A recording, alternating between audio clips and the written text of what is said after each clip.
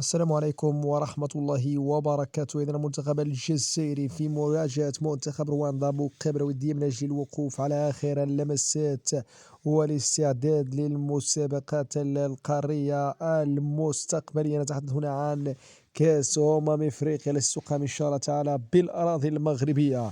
إذا هنا كما قلت مقابلة بين المنتخب الجزائري والمنتخب الرواندي.